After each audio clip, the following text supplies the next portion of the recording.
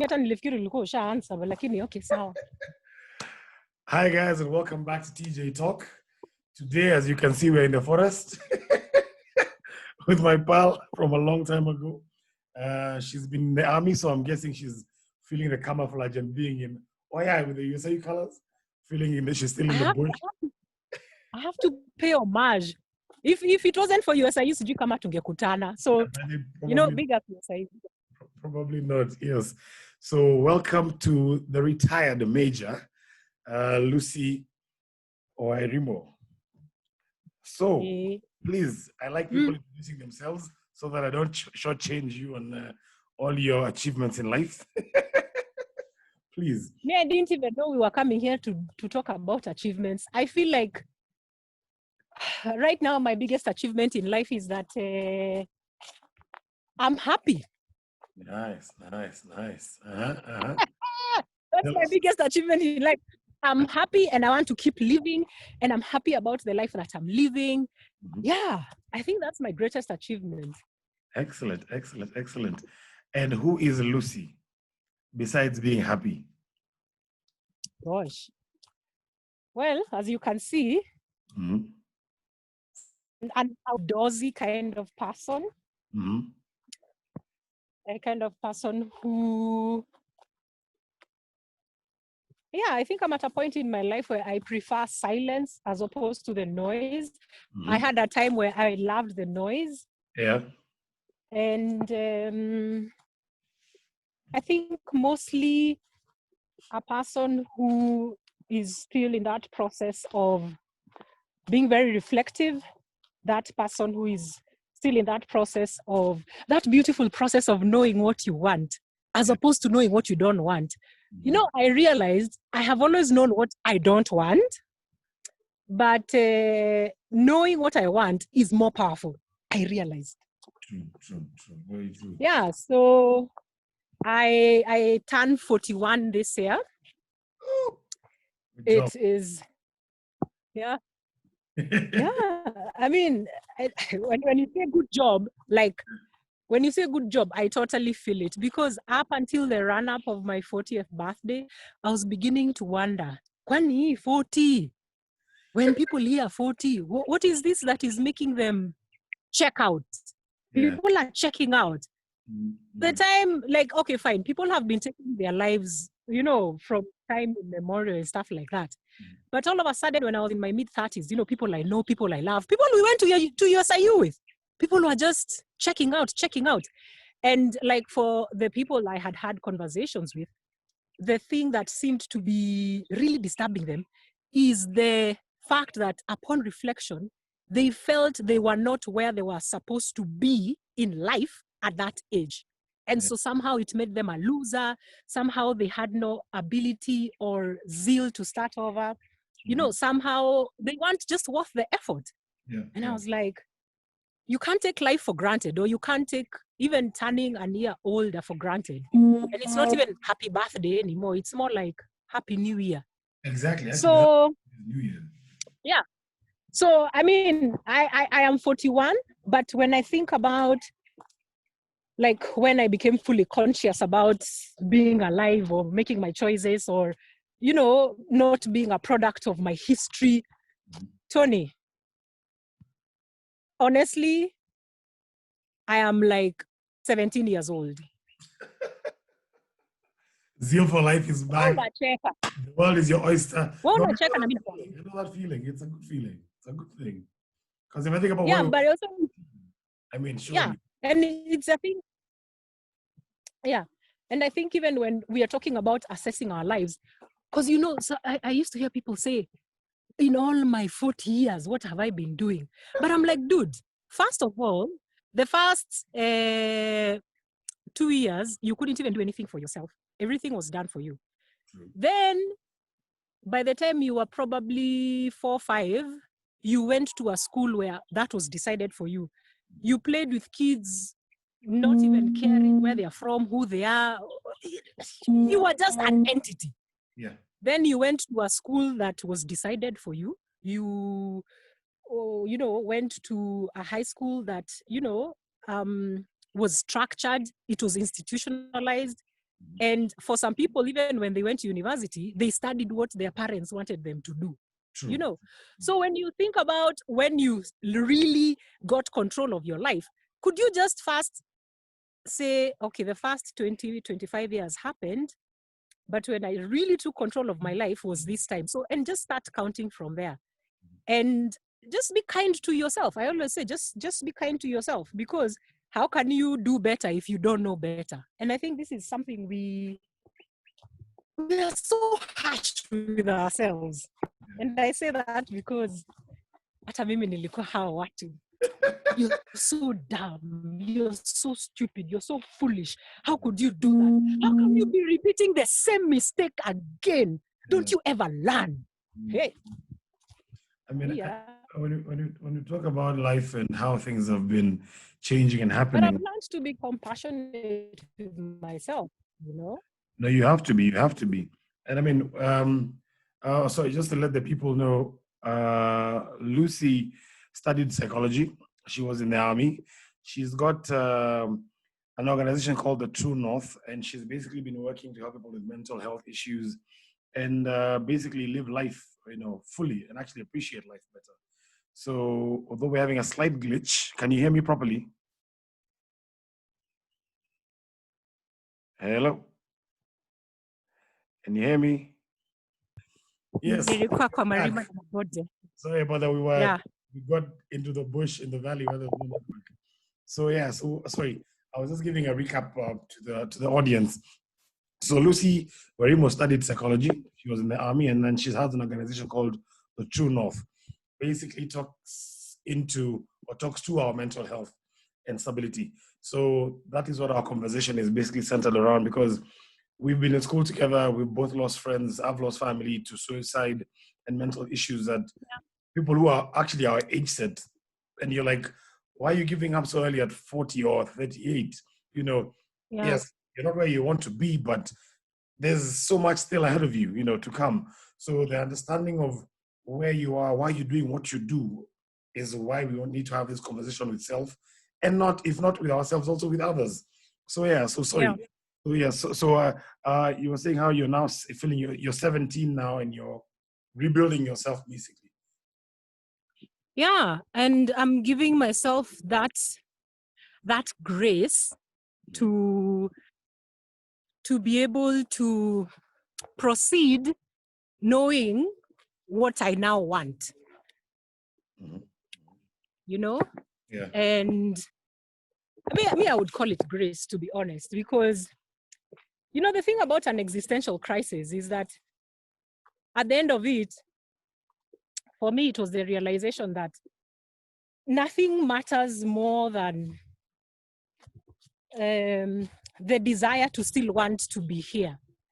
So I usually, and that's why I'm able to connect with people who are suffering, because people who are suffering are not stupid. They're not suffering because they're stupid. They're suffering because that motivation, that ability to even have a sense of you're where you need to be, doing what you need to be doing, and you have everything you need to be doing it. We take it for granted. Yeah. When all those things are taken away, you find that is what makes people just really unstable. But of course, we're saying that is at an individual point of view. Yeah. When we're talking about, ourselves as social beings in our families, in our communities, what is also making it like that for us? Like, what structures do we have that support people's inability to feel they matter, to feel they're of value, to feel that their existence is not pegged on their ability to put on a dog and pony show or to perform? Is it possible for us to just create an environment where people feel just because you're here, you matter? Because there's that devaluation of, oh my God, you have a mental illness, you're less than. Yeah. Oh my God, you're not married by this age, you're less than. Yeah. Oh my gosh, you don't have children, you're less than. Oh, you don't earn this amount of money, you're less than, So is it possible to create a society where just because someone is there, they matter? True. You know, Mm. I think that would like make such a huge difference. And I know that there are, you know, spaces that are like that, and it's a wonderful thing. I just would like that kind of energy to just reverberate and, you know, just reach everybody else. Because at the end of the day, what is mental illness? You know, being in USIA, I remember my first class where we were talking about abnormal psychology. I mean, psychology has always so fascinated me. And I was like, yeah, by the way, what is this abnormal psychology? What is mental illness? So first of all, you're like, they tell you if there are 100 people, 90 people are doing it, the 10 people who are not doing it are abnormal. You know, I've questioned a lot of, Yeah, the you theories know, why it's, things are the way they are. yeah, yeah, you have to fit somewhere within the bell curve. If you're within the bell curve, you're good, you know. Of course, it has again to just go and define the whole thing about your ability to manage your life, intrapersonal relationships, interpersonal relationships, and your ability to just be useful on earth, and your ability to have those capacities that keep you contributing to the world that you're in. So, you know, just being able to look at mental illness and what is abnormal and trying to understand, find there's the genetic bit, you know, where is the nurture bit, because that's the only thing we can speak to. We can't say much about, you know, the genetic bit because it's coding, unless of course with a lot of advanced science. But yeah, what kind of world have we created? Is it one where people are becoming nimepandwa na dhuraku? Like, let me tell you, the dhurakus in this forest, I mean, just do a dance. Must be Yeah, blended, but blended. you know, yeah. So like, you know, the kind of environment that we create, then the people who are a product of it are as a, what kind of world are we creating? So yeah, I don't want to be academic about it because sometimes people think like, you know, this mental health, they're serious. Yeah. They're different kind of, you know, and you know, nobody is born with mental illness. Did you know that? Did Oh, you know really? that? Oh, Yes. I didn't. I didn't. No, and this should motivate us. This should actually be an important point of information. Nobody is born schizophrenic. Oh, Nobody is born with a mood disorder. Nobody is born with really? PTSD. You get? Yeah, yeah, yeah. Oh, wow. It's not even So, an assumption of yeah, this person was born this way. And, you know, no, no. it's a consequence of And the I think this is environment. such, yeah, and this is such a good place to start because let's say that child is born and you neglect this child. I'll give you an example. This child is born, you neglect them. You don't cuddle them. You don't do skin to skin. You don't soothe them. You pinch them, you know. I mean, there are even studies that are showing that even in utero, if the mother is not, if the mother is stressed, then that will have an effect on the child. Yeah, yeah, But you get to that child, you get to that age, you're not even feeding the child properly because we know that the brain is still developing. yeah, There are certain foods you need to give the child for proper brain development, you know. yeah. So so already you've created a foundation Mhm. for a mental health condition as this child progresses. So that child goes to school, maybe they start getting bullied, maybe they try to express themselves, they're shut down, or probably they don't get enough attention, or they spend too much time, you know, on gadgets, for example, or there's violence in the home. Or there's just strife. So so you add another layer. Okay. So you continue going and you find that probably because there's no supervision of this child, of course there's that usual rela who comes along, starts telling the child, you know, this is our little secret. Grooming uko una habari. So sexual abuse happens. Add another pile. You know, even say the child even says, yes, this happened to me. And people are like, no, that can't have happened to you. You're too young. No, this person is not capable of that. Add another pile, you know? And so you get to a point, depending on what is going on in the home, probably there is alcohol. Kids start drinking at home, or, you know, add another pile. Then you get to high school. Of course, there's the whole thing of fitting in, peer pressure, you know, experimentation. Then drugs come in. You know, it's inevitable. And so you pile that on as well. And then, you know, this person goes to like university, or they drop out, because usually at the age of 16 is now when the manifestation of mental illness, especially for boys, starts showing. 16. Okay. 16. So usually people go like, oh, ni hiyo maneno ya hormones, adolescence. And that's why I keep saying, like, this whole idea of judging people, I think the critical question that we must always ask when we see something in somebody that we judge to be abnormal is, what happened to this person? You know? Because now at that age, what science is telling us is that if somebody has had those kind of influences, or there's, you know, a genetic underlying cause, it's triggered at that point. So that's when now you start talking about mood disorders and schizophrenia and all these things. And then again, it's a mixed picture, because probably there is oppositional behavior, you know, where you tell your child, be home at 4, they come at 5, and then they ask you, what? What? What? What? And then they when they are when you tell them, you're talking to them, and they run off and they slam the door, and you're like, whoops, you know? Yeah. So it's kind of like, is this indiscipline? Is this, you know? So we have to be able to understand how we are creating that step-by-step process that is leading to those kind of mental illness. Let me talk even like from the security point of view, like, you know, the facets of war. And any literature you read tells you, when soldiers go to war, it's not a question of if, it's a question of when they will actually manifest psychological war wounds.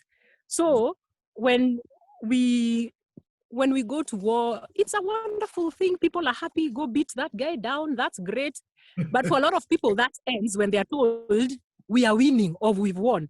But for the people who are engaged in it, it is something they carry with them. It is something they carry with them. Because I keep saying, anybody who thinks war is about, I don't know, winning. No, war is about death and blood. And war is about who will do the most nastiest thing to bring the person you term your enemy to heal. You know, so it's an inhumane process that involves humans. And there is no way you can ever actually dehumanize somebody else, go against your normal, because it's go against your nature, and that not take away something from you. So even for those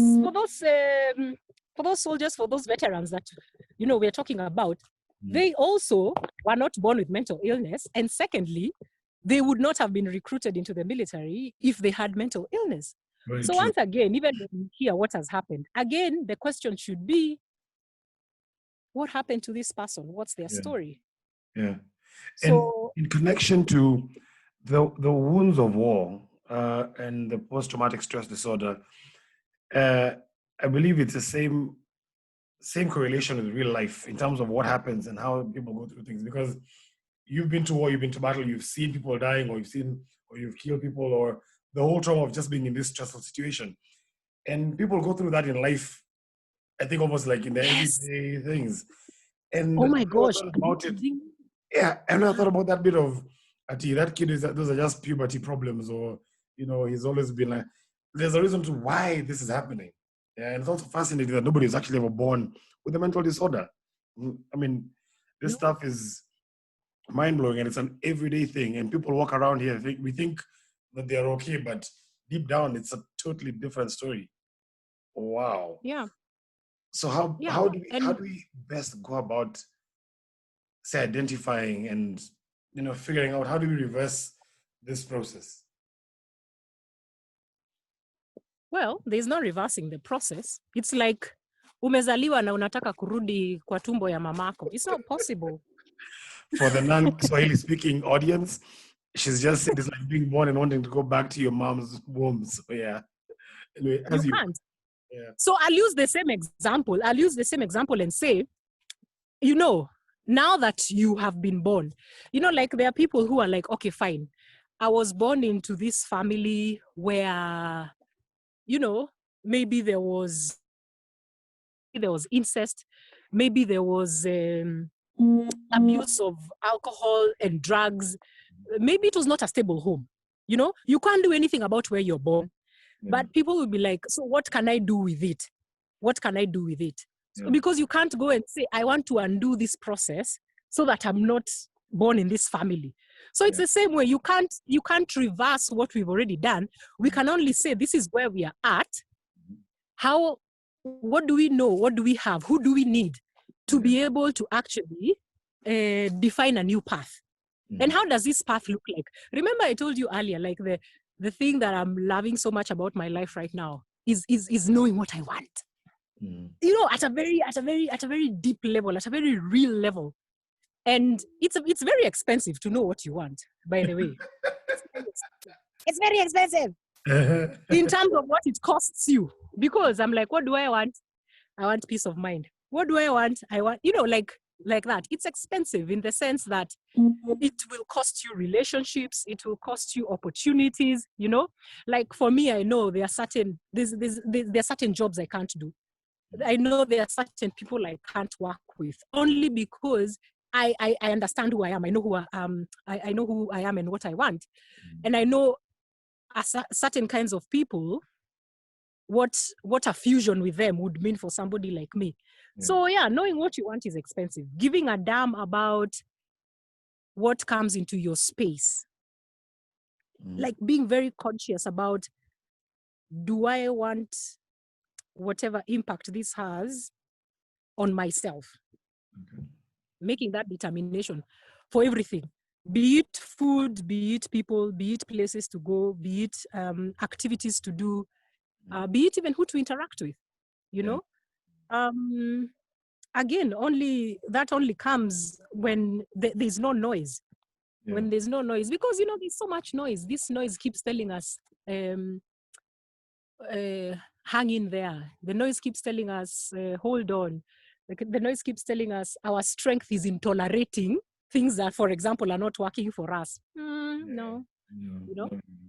So even coming back to issues you're talking about, like the battlefield and what people go through, like when I look at what is happening with this COVID situation, like for me, I see it for what it is. I see it for what it is. And sometimes, like when was it? We are seeing the figures. Then he said what he said. I found myself crying. True story. Yeah. I found myself crying because I'm like, guys, when I imagine the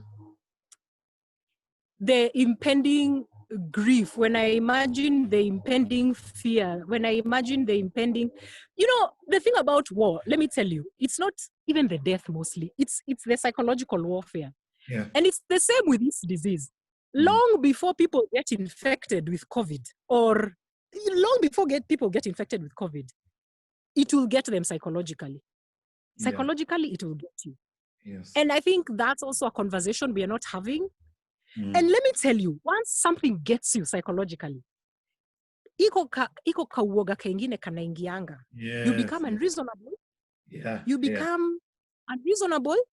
And then because we are not used to that uncertainty, we are not used to that pain, because pain is coming. I promise you, paid is coming. What do? We are like, shit. Sorry. Sorry. It's an I cussed adult. on your channel. I'm so As sorry. you are. It's real, raw, and uncut. It's okay. I feel so bad about that, by the way. But I'll tell you what I've discovered about myself. If I'm really angry, if I don't cuss, I get angrier. So I just usually cuss to get it out. Let it out. Na nimekubali. Nimekubali. Yes. Usually it helps. I've even forgotten what I was saying. What was I You're saying? saying the psychological beat down before the pain. And you're saying that this thing has actually knocked you guys down psychologically. Job-wise, food uncertainty, your kids going to school, the exams, everything. Right now we're in a state of, what's left, what's right. Where do we turn? Exactly. Yeah. And so I recognize that because I've been there. I recognize that because when you've had your normal,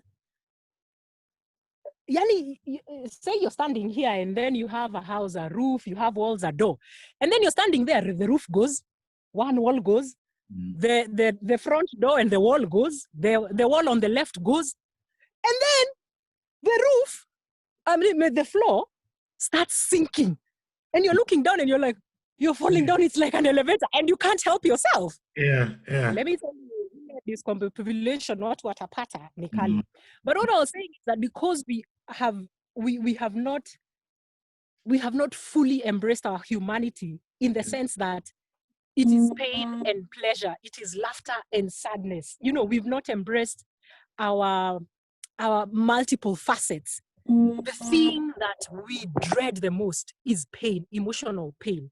Yeah. So what you're going to find are people now going to stop the emotional pain. And that is what will make the pain worse. Because it won't change the reality. It will not. But you will find people now numbing. So, of course, the drinking is going to go up. The using of drugs is going to go up. Yeah. The violence, of course, you've already seen. It's already gone up. I mean, sadly. Yeah.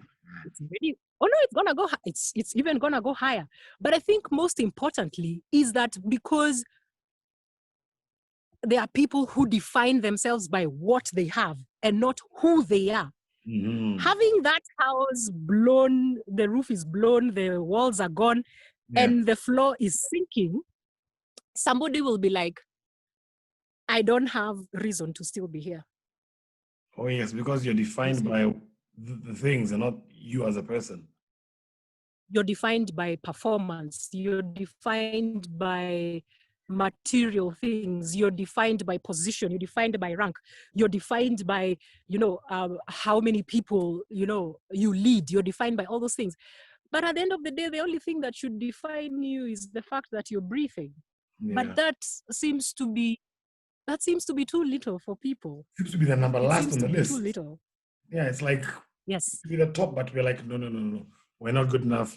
We don't have this car. We don't have that job. We're not living like this, which is actually going to be a serious roller coaster. And I don't know. It's going to be a serious. And I keep on saying, I wish we've been in lockdown in this thing for a couple of months, 4 months now, going to 5. And people now, the first thing here is GR is fully booked because of now people have been told you can cross counties. And I'm saying, it's a quiet before the storm. I wish the government was also doing something about psychologically preparing people for what is coming or what has already come and what is going to come. But you see, the thing I have learned, you can't give to people what you don't have. You can't. It's not possible. If you have not faced your own reckoning, how do you even communicate a message of reckoning for other people? Yeah. How? Because you see, there's a way in which this communication, I see it happening. It's almost like matter of fact. Listen to me. Yes. That's your problem. But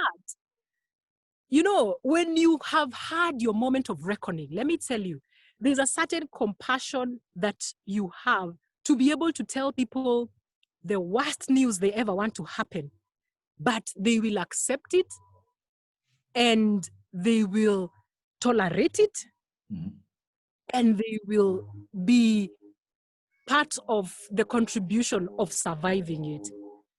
You know, because for me, I feel like we can't survive this individually. We have to survive it together. But it will take, you know, giving people bad news in a very compassionate way. Yeah, because we are seeing deaths every day. There's going to be more deaths to come and more issues. But also, what I would like you to help me and people out there understand is, so when you got to your point of reckoning and you said, you know what, yeah, this is what I want to do. This is who I am. This is where I'm going. What was your aha moment? What made you go like, okay, you know what, I'm not doing this regular stuff anymore. This is what I want. I don't really, I know it also takes the point of not really caring about what anybody else thinks. It's about, yeah, this is about me and what I think for me to be, you know, where I am and who I am. How would you, I mean, what would you say to guide people to that realization? Ooh, Tony, let me tell you something. No, seriously. Because when I look back, I usually think to myself, how did I manage to do that? Yeah. Honestly, Yeah. where did I get the courage Mm-hmm. to do that? Mm-hmm. But I don't know. I think for me, it was being able to sieve the politically correct situation Mm-hmm. with the humane situation. You know, when you know, I don't know. Human suffering is a weird thing in that there are people who, if they wanted to, they would literally make it stop for other people. But I find that because the suffering is not happening to them, they lack the ability to therefore do something about the suffering of the people that they don't even know. They just don't want to do anything about it. But I think also for me, it reached a point where I felt like, what is the purpose of my presence? What is the, you know, is there any professional value that I'm adding? Because yes, I'm there like a human being, Yeah. but I'm also there as a professional. So if I tell you this is my professional advice, if I tell you this is my professional input, if I tell you this is the emergency we have right now, and I am qualified not because I am emotional, not because I am a woman, not because I'm on my periods, you know, but because I literally have the experience, background to be able to tell you this is my professional input. And then, you know, you don't feel it matters. Yeah. So I think we also have to ask ourselves, in the space that we are in, are we being able to make a contribution that is not only improving the lives of people, but also improving our own lives? Because one thing I learned also about not being able to improve the lives of people, and yet I had the ability to, but I needed that concert, of course, was that it affected me deeply. Yeah. It affected me deeply to see people suffer, to see people cry, to see people broken, to see people like, you know, like I have people who I knew before they got married, before they had kids. I saw them when they got kids. I saw them when they want to war. I saw them come back. I saw them younger that wife. I saw them beat that child. I saw that family break. And I'm like, it hurts me. It hurts me, Yeah. you know? But to also know that I was also not an observer, but I was also in the ring. You know, like I remember those days I used to look at my daughter. She's coming to me, she's telling me about Sidri. I don't know which toy the doll has disconnected. I'm like, do Yeah. you realize there are bigger problems in this world? How the problem is the I dog. honestly, I still feel a way about that. I still feel a way about that. Because what I now know is that everybody in their respective sphere have their own nature of emergency. And they want But to battle we them. can, yes, but we cannot ask children to make decisions about collective mental wellness. Yeah. But you are in charge. If you're in that position, if you're in that public office, if you're that servant, if you're that leader, I'm sorry, but it will have to be something that you think about, and it will be something that you should be held accountable for. So for me to just be able to understand that I did not have any further contribution professionally to make. Secondly, that it was hurting me. It was killing me. I used to have mental pictures of me putting a gun to my head and pulling it because I was like, I can't stand this shit anymore. Oh, sorry, I cussed again. It's okay. It's okay. It is okay. Yeah, so when I think about where I was, even in terms of just how I felt about myself, let me tell you, even sleeping at night, let me tell you, simple things like sleeping, I could not sleep for months, years on end. I used to go to bed let me go. If I go at midnight, at least I'll be able to sleep. I go at midnight. Ikifika 2:30, ding! You're still there. I'm out. Oh, wow. Oh, wow. So it took a toll on you. I'm not just waking up. I'm waking up from something I seriously need to appreciate what matters. Sleep, eating, skin, appetite to even eat. Mm-hmm. Waking up in the morning and, looking at myself and saying, damn, today I look good. That is... No, really. It's important. Seriously. It's important. Yes. No, I remember those times when I didn't even want to see a mirror. I didn't even care how I look like, and so that's where you find that even with people who are unhappy, there's that sudden weight gain, there's that poor eating, there's that eating for comfort, there are all those things. So I was that person. I did all those things. And then I just had this I just had that epiphany. Like, this, I don't know where I'm going. I don't know what I'm going to do. All I know is I can't be here. I cannot be here. So even as you talk about CG, people won't agree with it. Are you kidding me? I didn't tell my folks I had, for example, resigned my commission until my last day of working. And that was like, hey, where? Because I knew they would be disappointed. I knew like, they oh would no, not why are you support my quitting? idea. Quitting to do what? Why you quitting? The army You're is at the top of your game. Yes. You're the top of your game. Because I was the first one in the KDF. Like, oh my God, it's an oyster. Well, it's not an oyster. Hello. So I mean, and so for me it was. But then I thought about it. I'm like, and it's a conversation I usually have with people who are struggling to choose their well-being against money, against position. I'm like, I give it up. So I usually don't have a problem having a conversation with somebody about giving up what you think is important for your wellness. Because your wellness, there's no reverse gear. There's a reverse gear that really doesn't work.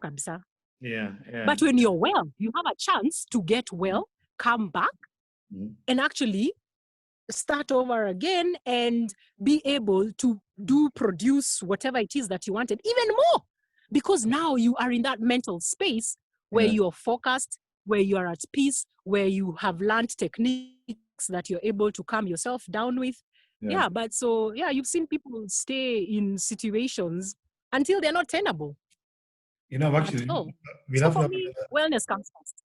The wellness bit, that's definitely a very good topic we need to talk about. I mean, because I'd like to hear more of it. The one for giving up for yourself, not it's not about how your folks will think. No. It's about, I'm not okay. This is killing me.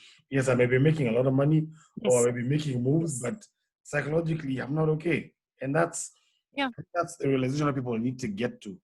I read an article a long time ago where this family gave up living in a city, gave up all these prestigious clubs that they're members of, and just moved to somewhere like Nanyuki or Lemuru, somewhere where they were just like a cottage. Kids are happy, homeschooling, family was brought back closer together. And for them, that was their realization of, we were holding on to this stature of we are so and so and we are doing these big things. But deep down you're crumbling. So I think that would be a really, really, really important discussion to deep have. down you're crumbling. Yeah, deep down you're crumbling. That's the thing. Yeah. So how do we get? I think. Sorry, go on. Yeah, no, I think first of all, just for us to be able to get to where we are saying, is I think first of all to realize that's where we are at, because you have a lot of people also going through this, but not being able to connect the dots. They don't. You understand? Yeah. Yeah, they are not connecting the dots. They are not understanding that the disconnect is in them. So they will think maybe it is the person I chose as my person, whether it is a girlfriend, whether it is a girlfriend, whether it is a wife, whether it's a boyfriend, whether it's, a husband. And you're like, this person is my problem. And then we change that.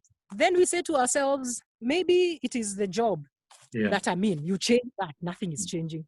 Maybe it's where I live. You change that, nothing is changing. Nothing's happening. Yeah. So for me, I think what I can tell you is that until the person changes themselves, nothing ever changes. Nothing. Okay. So people need to start by realizing you cannot change the superficial things huku juu. Hii maua. Kubadilisha maua, haibadilishi mmea. Yeah. So you literally have to go and maybe uproot that thing and plant something new. And a new seed in that. Yeah. No, I think it's this topic is such a broad topic, and it's actually a topic that's very dear to my heart. And that's why when I reached out, I told you, what we need to have, and I think we'll probably have a series of these ones, because there's a lot of things which we probably need to get more in depth into as we go along. But for now, because of I don't want this session to be too long. We'll stop it here, but pause it. No, not stop. We'll pause it, and I would like to say thank you for your time. Thank you for the trees behind you, the fresh air you're breathing, and the realization that it's about you as an individual, and realizing that you are the one who needs to sort you out. You can't rely on anybody else. And it's a real thing. And nobody's born with mental issues. So it's nurtured into us. So we need to fix that as well. So before we let you go back to the bush, what would you out there, just as a partnership, to help them keep their heads above their shoulders?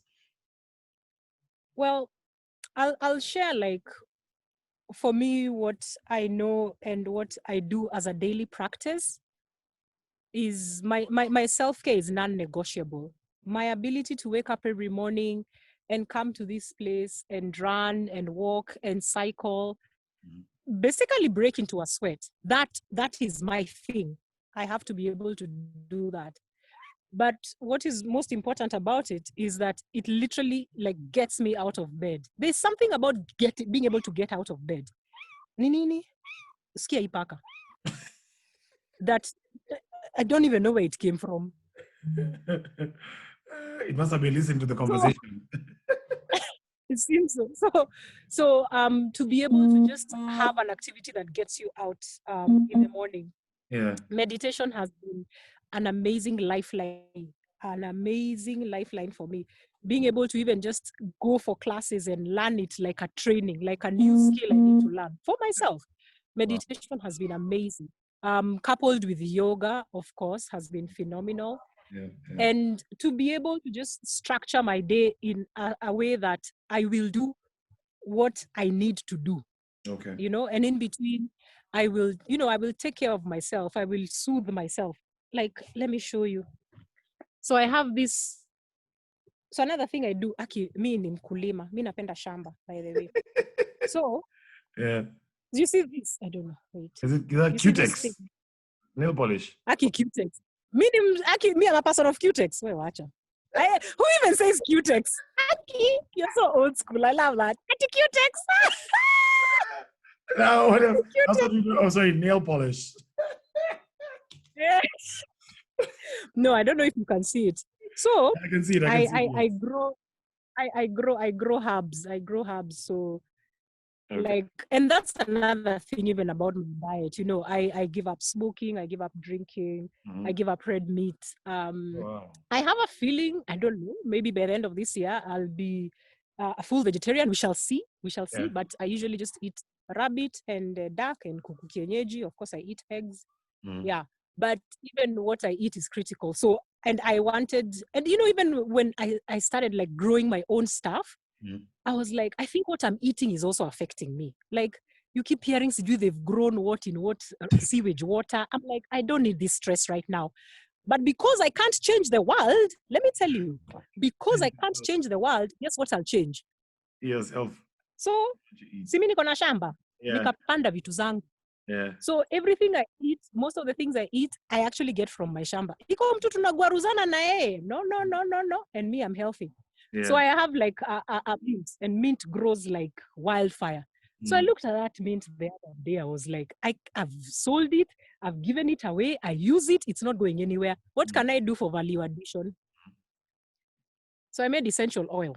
Nice. And yeah, so even I recognize during this time for, this pandemic, what I've been doing is not was for the normal days. Yeah. I've realized I need to up my game for self-care. Yeah. So I tengeneza this essential oil. I use it to soothe myself. And mint is good for relaxation. Like, Yes, it is. Like when I'm meditating, I breathe and the purifier is there. And, Yeah. it brings down stress, So I'm there, najipaka. Yeah. It smells nice, and I feel good. So made it from my shamba. So I think being able to also do things with that are my own creation have also been very useful to me. Has been a very good way of staying healthy. Yeah. So right now, me, I would say for people, if you can create something, it's good, whatever it is. It can even, I don't know, whatever, even an egg, I don't know. But yeah. So in terms of what my message is, your self-care is critical. Like your self-care, and it's your responsibility. It's nobody else's. And you should keep trying out different things until, you find out what works for you. Yeah. So I think that's an important point. Just do your self-care. You're worth the effort, That's another most important thing. Don't think about who am I to deserve this, or who am I to expect this. No, you're worth the effort. That's what, for me, I would say. Okay. So, ladies and gentlemen, you heard it from her, the retired major herself, in the bush, essential oils, meditate, take care of yourself. And you can watch more of her videos on the True North on YouTube, just to see what else she's been up to, what she's doing. And we shall definitely have a follow-up session, because this topic is really wide, and I really want us to get into each and every nook and cranny of it to see how we can, help each other and even help ourselves, because nobody's perfect. So thank you once again. Sorry. No, karibu sana. I would want to know what people would like to talk about. Because me, I like talking to you. Hey, by the way, Tony, wait. You can't go. I have a gift for you. Guy. Wait, Aki, I'm sorry. I have a gift for you. Yeah. Wait. First of all, I am so proud that I can be able to say I am old school. You have a photo album. Oh, wow.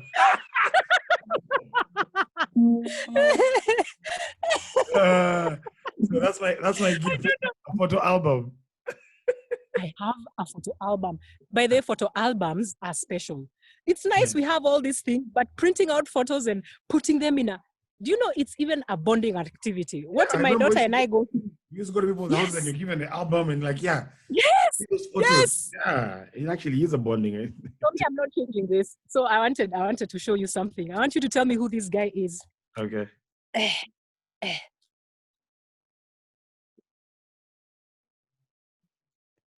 Wow, la. Wow. Hey. Yeah. Yeah, I knew I was gonna get embarrassed. But wait. I'm sorry. Are you embarrassed? Are you really? No, I'm not. But I'm like, those are days of cargo pants and singing our hearts off on the stage of Mr. USIU. Wow. Yeah, I know. Wait, I have a second one. Wait. Your sell-off there. My sell-off there. Ebu, look at that thing. look at that thing. Let No, me tell you. we need to scan those Look at photos and put them online, man. That's a serious TBT. You know, and not even what even that. Me, I want let's do this again. But I'll tell you something that happened when I was going through my albums, like even when we were going through them with my daughter, and I get to have a conversation with her. And I noticed a couple of things, like the photo I've shown you. Yeah. Like I looked at the people who were there. Yeah. Like I stopped looking at myself for 1 minute and I looked at the people around there. I saw the people we've lost. Oh, I know. And I looked at that and I'm like, just that one moment, people were captured in. That night was electric. That night was electric. And I look at it and I'm like, of course, at that time, if you had asked anybody what they wanted to be or what they could have been, they would have said so much stuff. yeah. But where we have all ended up, nobody expected. No. So why are we so caught up with planning and getting disappointed when our plans don't work out? When in essence, at the happiest moments of our lives, we didn't know what was going to be. We were just happy. We were present and we celebrated each other. Can we just do that every day? I think so. We need to celebrate the moment every day. That's actually what it is. Yes. That's actually what it is. Wow. Yeah, that's a nice TBT. I've been waiting for those photos in my inbox. But thank you once again. Now, Joe, and on album, we have to have a sit down and we take those photos one by one. Kabisa. Totally. But thank you once again. Thanks, I shall definitely be reaching out to you again so we can have another session on what actually matters on a day-to-day. But in the meantime, stay safe, stay sane, and keep your head up. I like that. Stay safe and stay sane. This is what we should be telling each other, my friend. Yes. Stay safe and stay sane yourself as well. Mwah. Thank you.